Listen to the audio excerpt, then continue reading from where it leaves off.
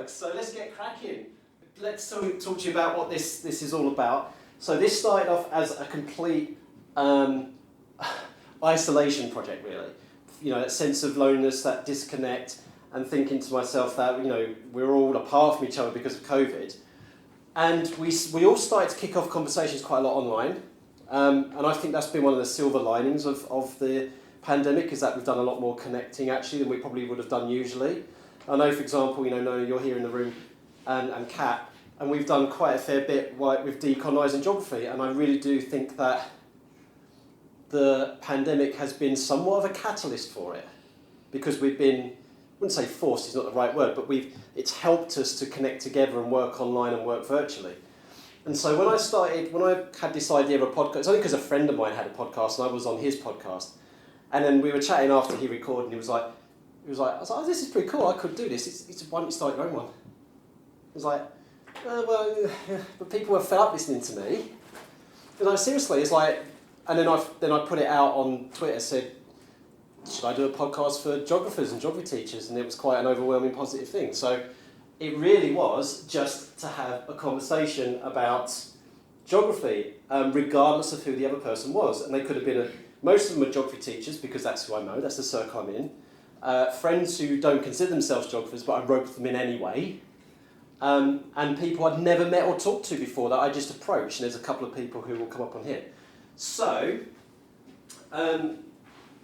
you know, I will encourage you to, even if you didn't kind of have a go at it now at the start, I definitely would encourage you to kind of use that to strike up a conversation, preferably with someone that you've not spoken to very much before, or never spoken to, or maybe someone you've not spoken to for a while, to engage in that conversation.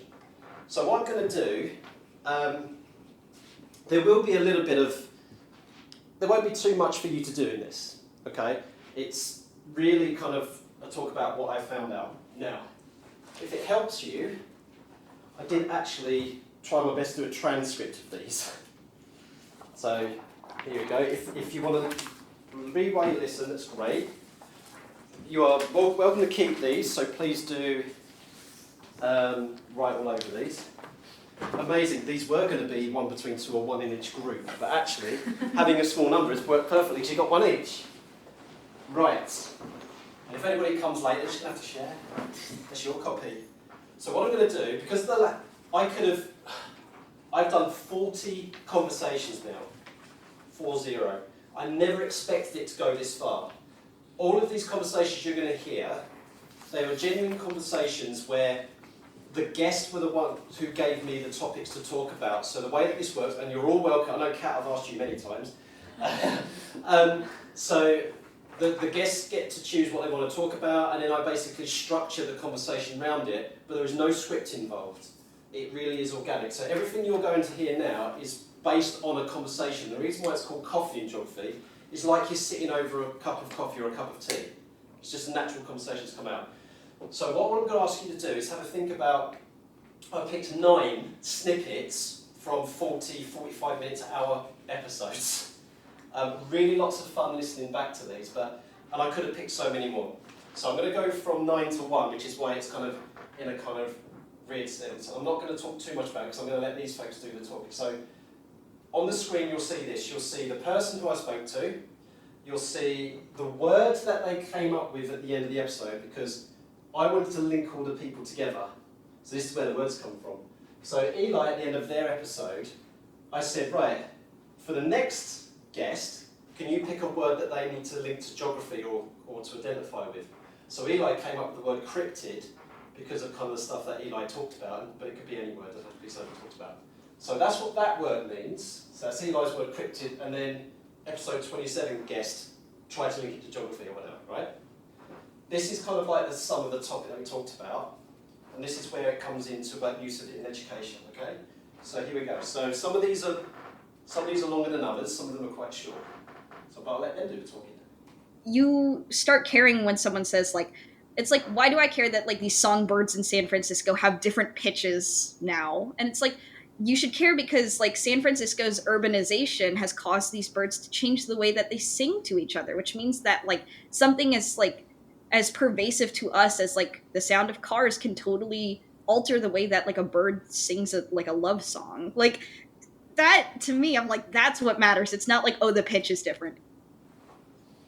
So the first one then, experiencing, perhaps I should say, changes in the local environment. So this is Eli's experience of how wildlife has been changing in San Francisco because of development and climate change.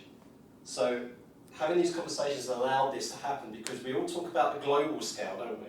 We all talk about maybe even the regional scale, but we very, very rarely talk about the changes that are taking place on a local scale. And so having the conversations of individuals, you can actually get quite introspective with regards to, well, actually this is happening in my locale, even to the smallest thing, noticing the way that songbirds sing. And then you can start to investigate, or get students maybe to investigate why is that a problem?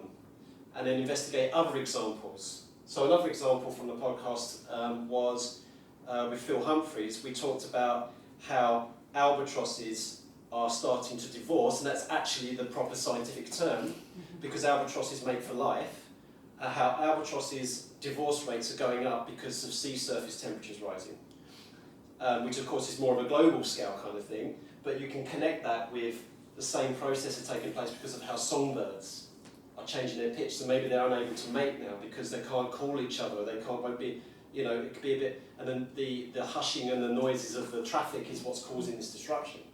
But I would, every single one of these things you hear, I didn't know. I was like, what? So if that's a realisation for me, then maybe you as an educator or maybe as a student can use it. So what? That would have taken, 30 seconds of your teaching time to play that? And then get the kids to discuss it. Right. So as I say, some of these are longer than others.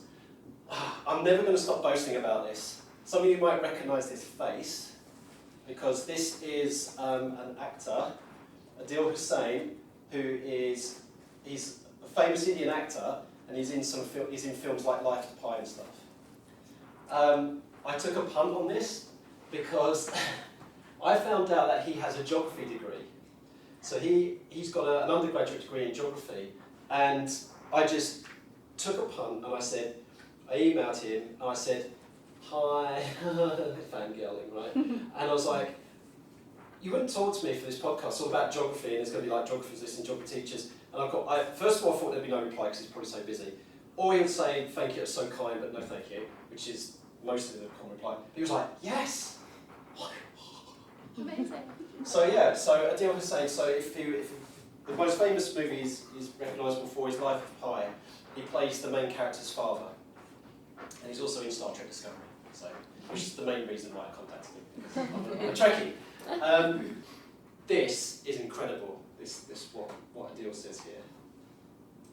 Are you able to describe to us a time where maybe you've had that experience with nature, where nature has made you look within and think, I mean, you've alluded to it already by the way that you've been talking, but has nature done that for you, where like really, really gone introspective on yourself? Immensely, significantly, and miraculously so. I don't know how else to describe it. I just would give you an example. Sure.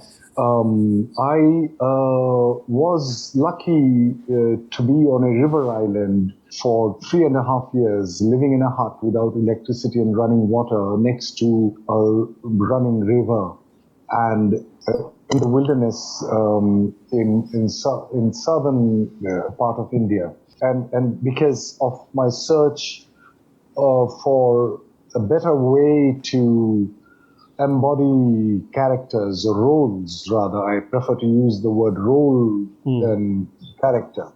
To understand, because as I said, that the physical body is the most palpable thing and most tangible thing that we sense, our five senses and the physical body. So I wanted to understand this instrument through which I express myself, while I am acting. One of the activities that we did was to connect with the five elements, and especially water, fire, nature. When I say nature, means the rocks and the earth, basically, and wind and the sky. And we used a technique from the Hawaiian shamanism called grokking. It's not an English word, but it's a technique to embody the other. and that other could be anything or any idea. Mostly it's about a physical thing outside of you. How to embody that, how to bring it into your system and to become one with it. So we worked a lot, and there are hundreds of stories. If I start writing a book, probably it will be not a trilogy, but probably 10 volumes if I have the time one day and patience to write. So one of the stories I remember that I was working myself with a jackfruit tree, and I was, after 4 hours of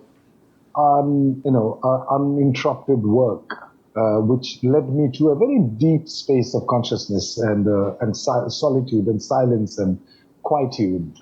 I don't know how to say, not very profound, but the experience was so profound. The only thing which came to my mind after 4 hours, that, oh my God, this tree is my greatest grandmother. Means not grandmother or grandmother, but the primordial grandmother. Right. And who is ready to feed me, and who is ready to allow me to climb, to smell, to feel, to hug, to cut, to chop, to eat the fruits, to make anything I would like.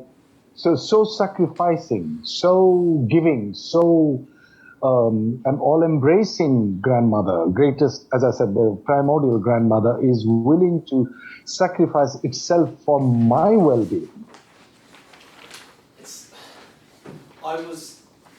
I could have spoken to Adil for hours now, and actually it was his wife who told him that he needed to go, because we were having such a great chat. But what was so great about this conversation was getting, when we speak to actors, whether they're, no matter their level of celebrity, we get this kind of obviously rose-tinted view of them, and we don't understand kind of the people that are behind them. So speaking to Adil and like this process that he went for this role that he was preparing for when he was acting, and I was like, he used that real deep connection to nature in order to kind of gain that, and it was so insightful. And this is one of the things that made me appreciate that, like, actors are human beings as well, and they have their own processes, and they're willing to give up their own time and stuff like that. But how people have these deep connections to nature, and then that got me thinking, well, okay, if someone like Adil, and he talked about his past, about he grew up in Golpara, and he was actually a stand-up comedian before he was an actor, after he did his geography degree. So he's not, and someone who's grown up on a farm, and he's an urbanite and things like that, but even he got this deep connection to nature. And if he can develop this, it made me think about, what about people who have a deep connection to nature, and of course all the changes that are taking place because of human activity, climate change, like that. How are we destroying people's connections to things? And then when Adil talks like this, I'm starting to think about, well, eco-anxiety and climate anxiety, you can now understand why it takes place, because we're pulling our human spirit away from this deep connection to nature. And so that was something that, and the way I relate to it is that whenever you've had that time when you've just caught your breath because you've seen something, whether it could be an animal, it could be a landscape, it could be something in nature, it could have been the storm coming over from the horizon. Something in nature takes your breath away, and it just makes you think that those moments need to be treasured a little bit more. If anybody's got any comments, queries, or questions, do interject. So, Are you able to? So there's that. Okay, so number 7. So Ro is a quirky friend of mine from Norwich who came up with the word toenail, which was really, and I would strongly recommend you listen to 28, because Tawny did a brilliant connection to the word toenail. I'm not going to spoil it for you, but she did talk about how it may, it's a way of showing how your feet connect to the earth and things like that. It was like, whoa, and like totally turned the kind of comical choice into something quite profound. So, of course, when it comes to listening to voices and common conversations, one thing that can do, of course, is enhance invisibility, representation, challenge stereotypes. So a very short one from Ro here. Important things about autism is actually showing that it's not just white, cis, insensitive, intelligent men, I mean, one of the reasons why I got so late diagnosed was because that's all that we see of autism, that's all that we think of it as. And it's important, as much as you can, to be proud of your diversities, whether that's autism, queer identities, or something else. It's important that you're loud and proud. You need to show that it's a superpower. You need to demonstrate to people that it's not just this one idea that you see on TV, and It helps other people feel at home. So before we move on, what do you think about that one student or a couple of students that you've had in your class, or a colleague of yours, or a peer of yours, or a trainee teacher that you've had, right, who on a normal average day don't see themselves because of a character trait or an identity that they have, because the career path or the cohort or the demographics that they're in, there's just no one like them. And you get somebody who then speaks like this, how do you think that might change the level of motivation, aspiration, determination of that young person or that person?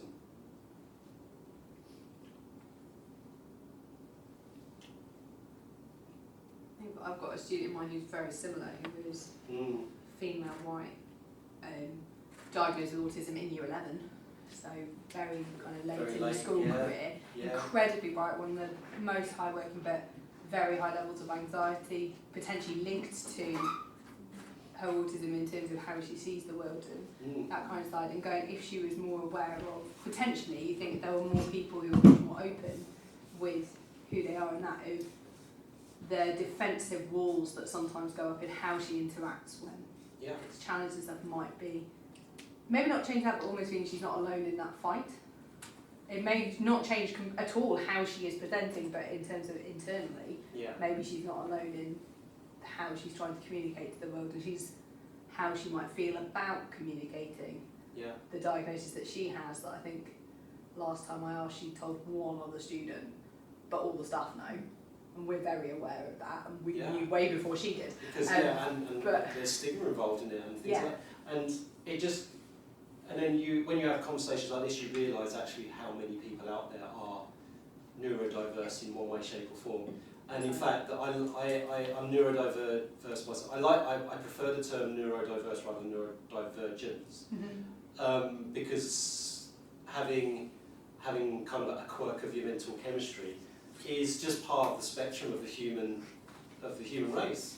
So the more kind of things you see, and so speaking to Ro, a fantastic project in Norwich called Pride in STEM, being queer, and there was an exhibition that took place during Norwich Science Week, and they had it in the forum, and it was really, really good, and there was a lot of kids and school groups reported that they felt so much more like science and STEM could be for them now. You know, it's like, oh, because I'm dyslexic, I can never be a scientist, which is complete nonsense, obviously. Right, some of you may know Louis. So Louis is another geography teacher, so plenty of geography teachers on this. This was amazing. So, white cisgender male, right? But even Louis had this really interesting story to tell about being, quote unquote, third culture. You're I guess therefore you're half British, you're half French. Yeah, but correct. Do you feel more than that then? Because you were talking about your grandparents and everything. Yeah, so earlier. It was growing up. I think it's always been not flexible, but it's evolved with me, my identity as where I'm from, if that makes sense. Because that was a classic question. It's like, oh, where are you from? I'm like, where do I start? How long do you have? Yeah. And I think it was very much. Mum was French, Dad was English. They worked. We were in Brussels for the European Commission, which is where my father worked, and as growing up, I always thought all my friends were in an international school. But equally, when you grow up, I remember my sister and I always found it a bit odd to not be 100% of something. Right. And it's even little things like you'd go to friend's house and you'd play some like board games, and they'd come up with like a TV, if it was some sort of acting or charades, and you'd come up with like a TV presenter of 1980s in France, and we're like, no idea who they are. And then it'd come up with a Friends character from obviously the TV show, and all my French friends were like, never heard of that. I'm like, well, who are you guys, never having heard of Friends? And so it's always, we weren't fully immersed in French culture, we weren't fully immersed in the English culture, and we were a bit of, let's say, 75% of everything. And there were moments as kids we were like, oh gosh, we're literally always different. And now I actually really like being different, and I make it I make it a big part of who I am, and so I big up the French here massively. But if I go to France, I'm sure I'd big up the English part humongously. So yeah. So I really love that conversation with Louis talking. Just that sense he said, the realisation that actually we don't fit in totally anywhere, you know, because of this kind of third culture kind of aspect. So how many students in your room are probably like that, who they may look on the surface that they are part of that cohort, that demographic, but really they don't feel like they specifically fit into one or the other. And are we guilty as educators of putting them into boxes when, I mean, I could go on all day about being outside the binary, but how many students, and I'm not talking about gender identity, I'm talking about just cultural identity, national identity. So being very, very aware of that. So, and it's such a shame that I'm not back in the classroom teaching face-to-face every day anymore, because these are all these things I would now be thinking about, like in my lessons. Because now at times I used to say, oh yeah, well we all know this, don't we? Or you know that thing, even if it's like a local, that thing down the road, and I'm just assuming that because they're all a certain demographic, they're going to know what I'm talking about. So, something a colleague and I were just talking about, having been to the Margaret Roberts lecture. I don't know if anyone else went to that. About, yeah, fabulous. Of course. And then we were saying, actually we don't even know what their starting point is. Yes. Like, I teach in Southampton, how many people have left Southampton? How many people were born somewhere else? And just really almost we should start our Year 7 geography with let's just see what all of our starting point is. And as someone who taught in a suburban / rural school, even the experiences between the students were so different, because you could have some students in that room who are from isolated farming communities where their house is like literally one of only, one in that one grid square, and they need a car or anything to get around. And you've got some students who are from the village where the school is, so they can get around, there's a community, there's shops. And you've got other students who are in the inner city of Norwich. That's, but they were all white, British, working class / middle class kids. And even categorising them like that was completely unfair and insufficient. So, yeah, good point there. You are. Right, Noah and Kat and I know Darryl very well. He's a member of Decolnising Geography. And yeah, this was really, really interesting. He was talking about cultural code switching when he overheard his dad have some conversation on the phone, one after the other. So this is really interesting.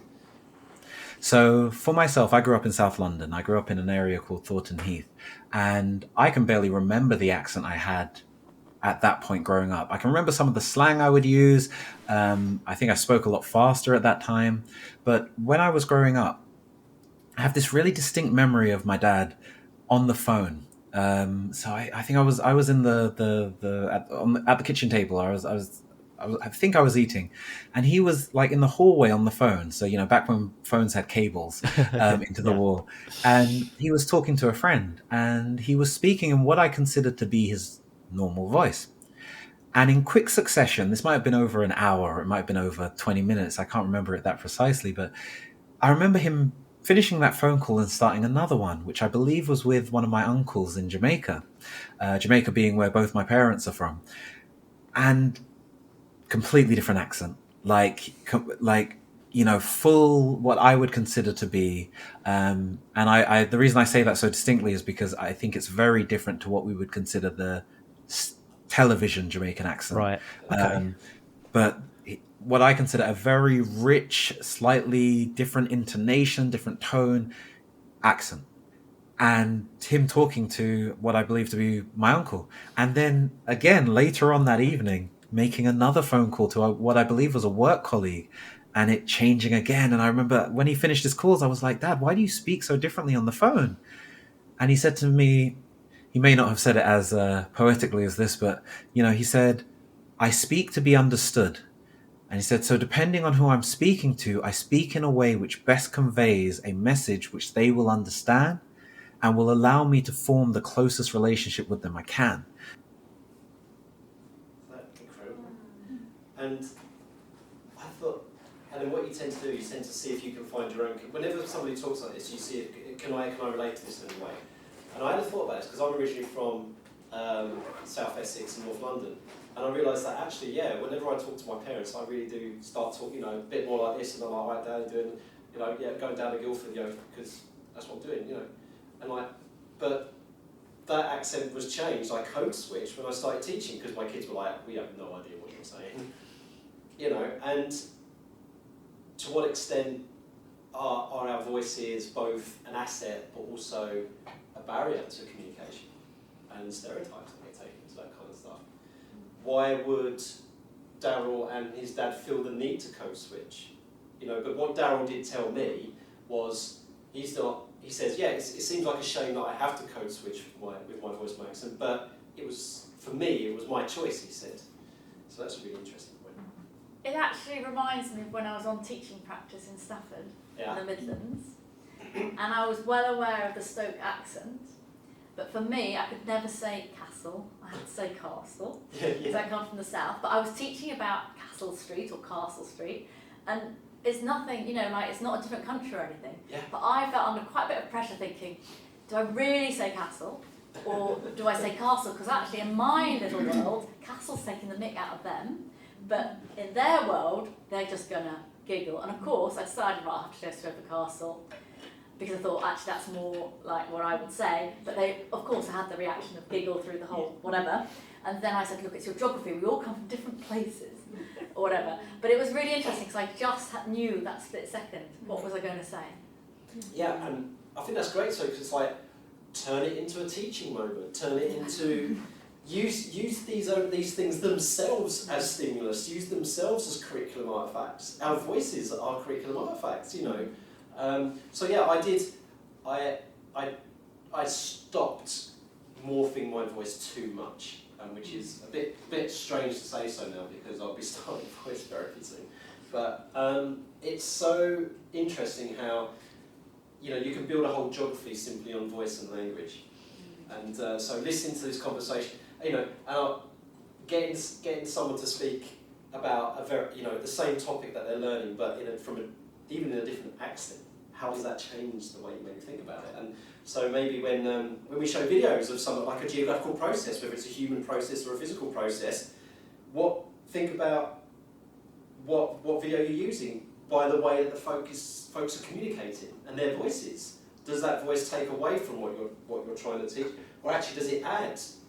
Does it make a difference if you've got a documentary where you have the BBC accent is what is talking about the process, or is it, I don't know, the best thing I used was the eruption of Soufriere Hills in Montserrat, and interviewing the local people. It was the local people who were talking and taking, you know, and you got that really, really kind of rich Lesser Antilles accent, you know, talking about how it's impact, and it was just, you could tell that the kids were more attentive, more interested, those bits, than the classic, you know, BBC narration over it. So, and until I had that conversation with Daryl, I never thought about that. So, again, the benefits of having conversations. Right, what are we up to now? There's a really random side point to that exact point, which is thinking about access to resources. Yes. Is when you start putting subtitles on and changing the voice of what's saying, if it's auto subtitles, it goes wrong. Yes. The students are then focusing on working out what's wrong in the subtitles than listening to what they're being shown, which I've noticed, and because I have to put subtitles on for some students, I then have to be really careful which videos I'm playing for how accurate are the subtitles, and that is often linked to what accent is it. Now, that's amazing that you said that, because the next person so, and because algorithms and stuff are geared towards people, you know, like us, right? And it doesn't deal, you know, algorithms, they're not inherently racist or anything like that, but the folks who program these are not necessarily racist, but they will use their biases to generate these algorithms. So they usually come, you know, if you don't speak the proper Queen's English, you're going to have a struggle with that. And actually, now with Keston, I will admit this, right?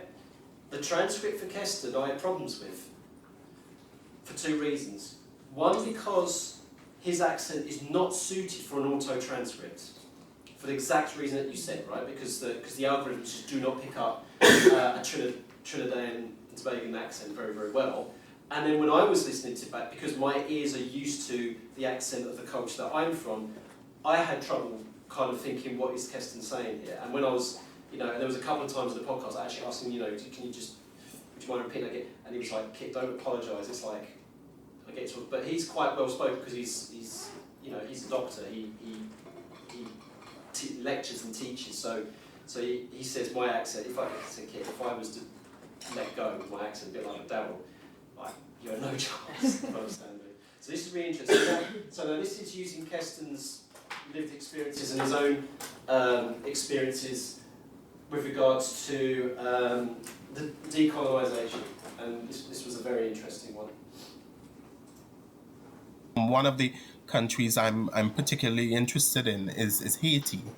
As a society, it is at the one time it was for France the most lucrative colony owned. If you look at in terms of the size of the country, it is not that large.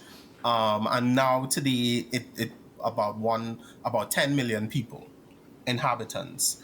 And at that time, France and was gaining its wealth because of, during the colonial times, that is, was gaining its wealth because of the plantations it had in Haiti.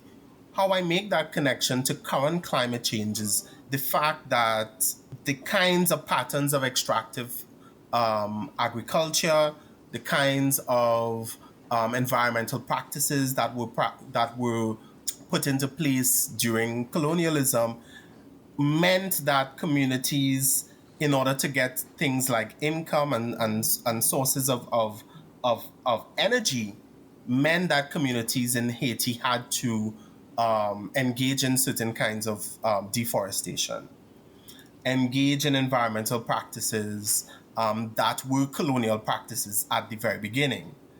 And over time, we know that climate change is a phenomenon that historically is hundreds of years in the making, right?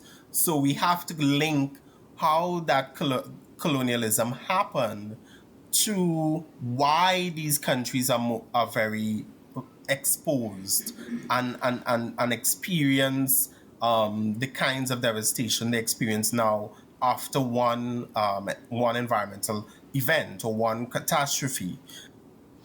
So, and this is why we need plurality of voices, because it's a relatively new phenomenon to hear that climate change is a colonial issue, and then you've got Keston from these communities who have are on the front line side of colonisation, if you so wish, telling us this is why it is, and that's fascinating. So again, another thing, to get these voices into our classrooms, to give this different perspective.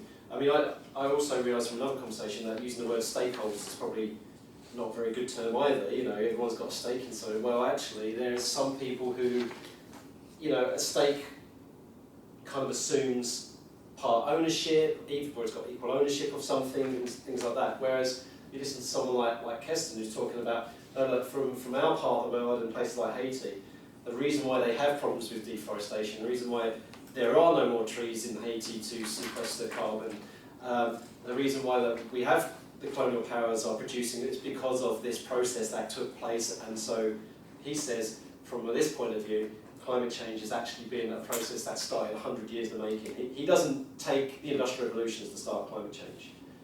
He goes back even further to the time of the colonisation, particularly of the Americas, as the start of climate change, which is really, really interesting. And again, you would not get that perspective from somebody else.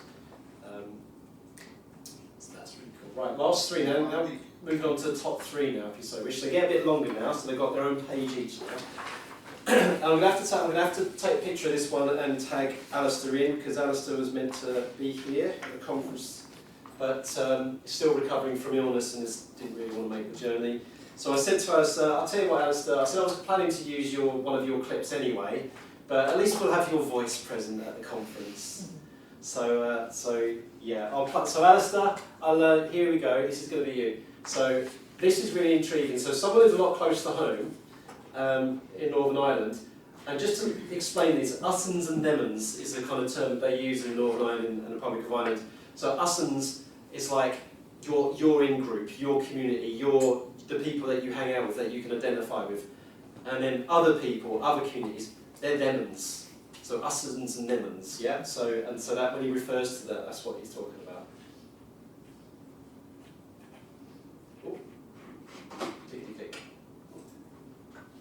and it gives an opportunity for us to kind of break down those stereotypes.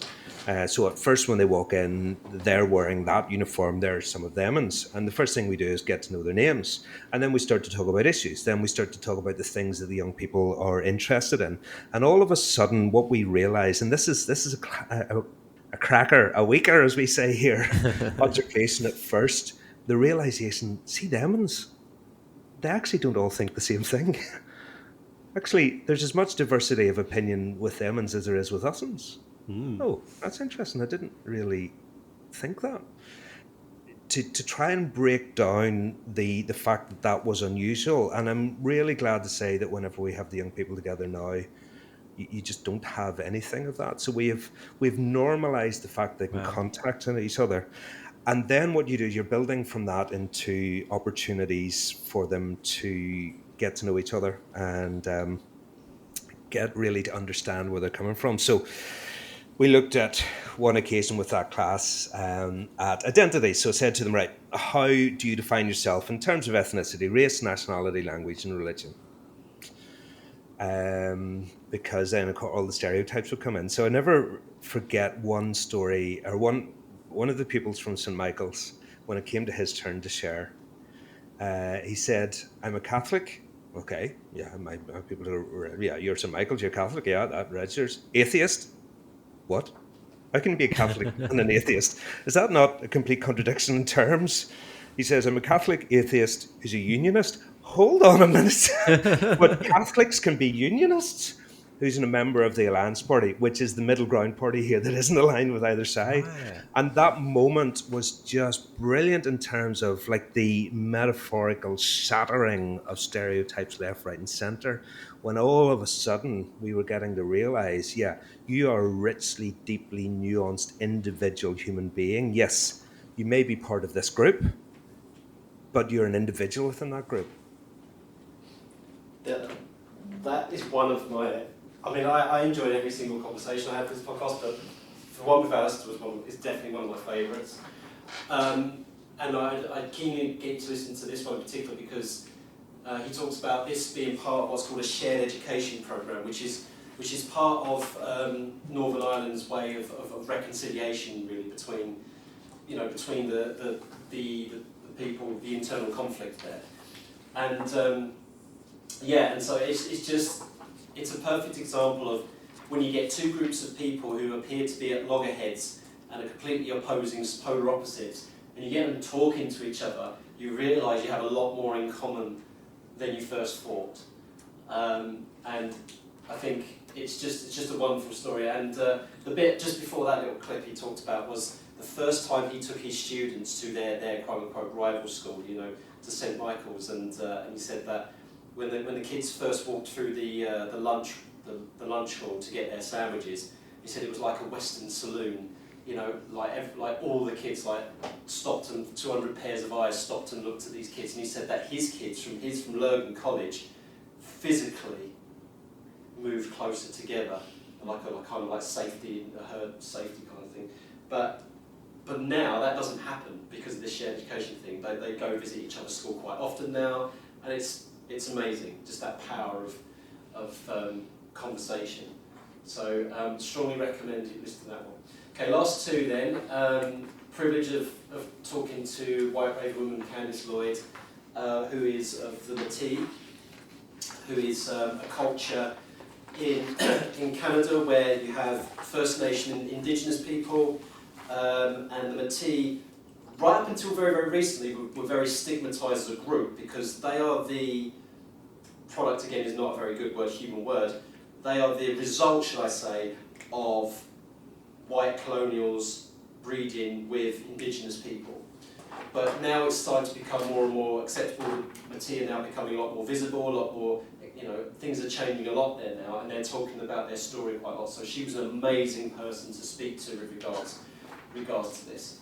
And of course, these folks have a unique perspective about how we can reconnect to the land, because that is their culture. Their culture is about being in symbiotic relationship with land, and that's something we need to connect with. So Candice used her expertise regarding how we can be doing that, and I think this is something worthwhile for our students to listen to. when you connect yourself to the land to grow things, and this is what I'm all about, that growth and growing and learning from the land.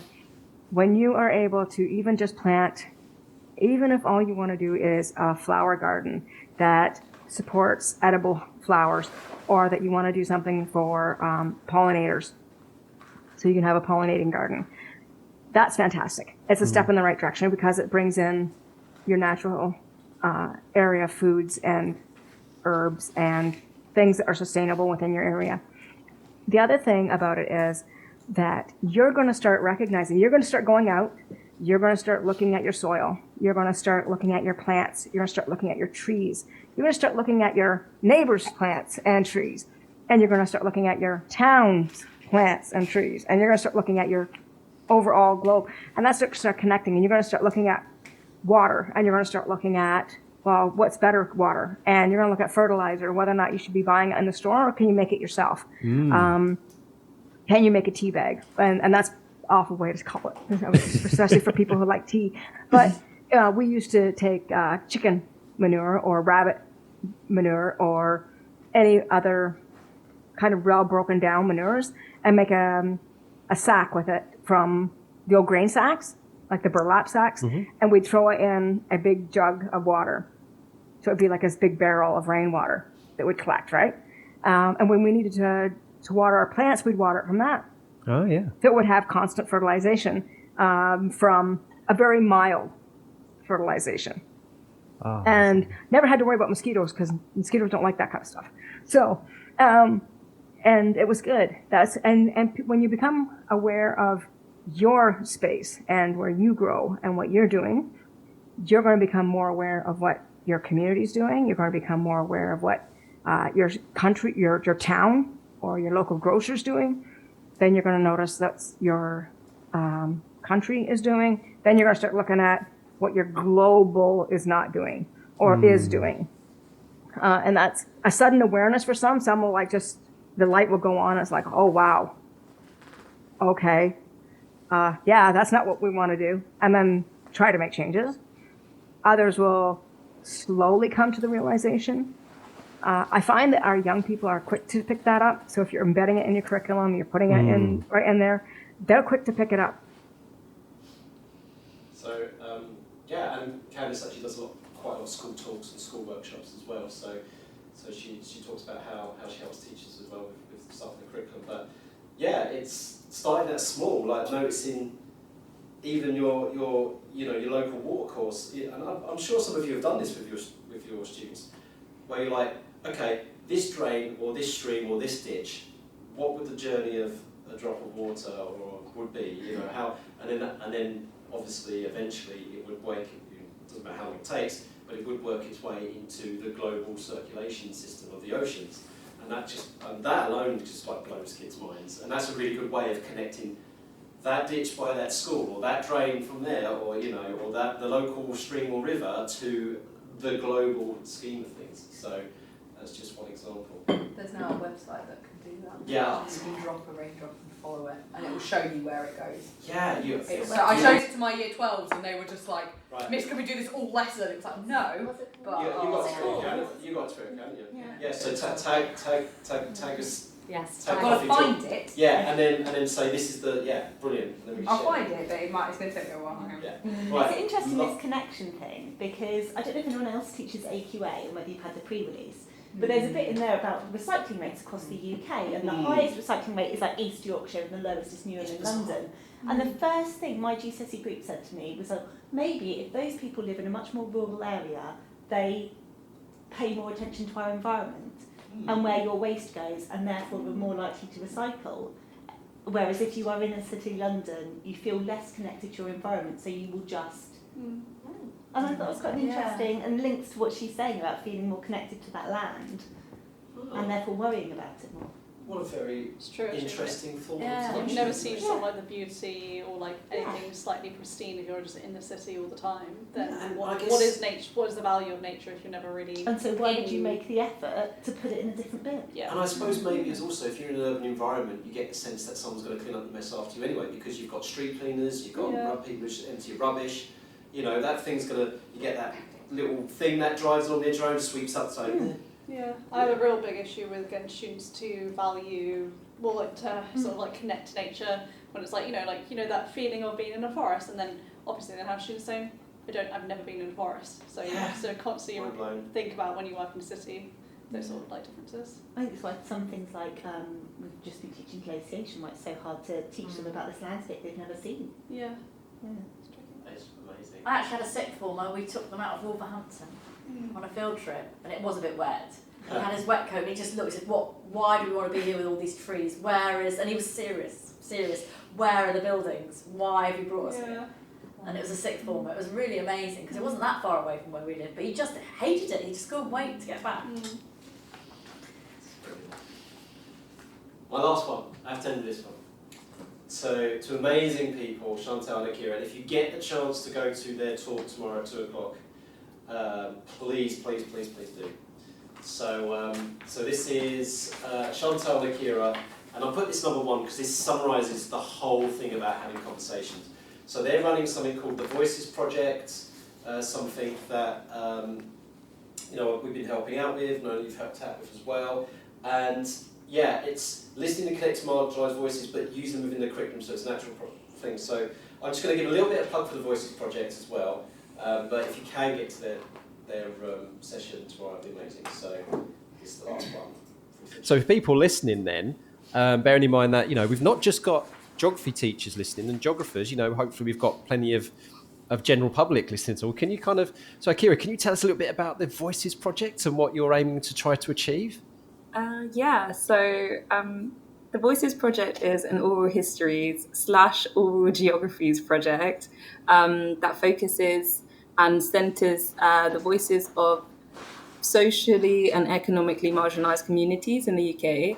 And the whole point of the project is to be able to explore different people's stories about identity, place, migration and empire in Britain, and link it to wider conversations within geography about the world, about development, about inequality, but also about connection and how we define ourselves and attach ourselves to the places we live and grow up and travel to.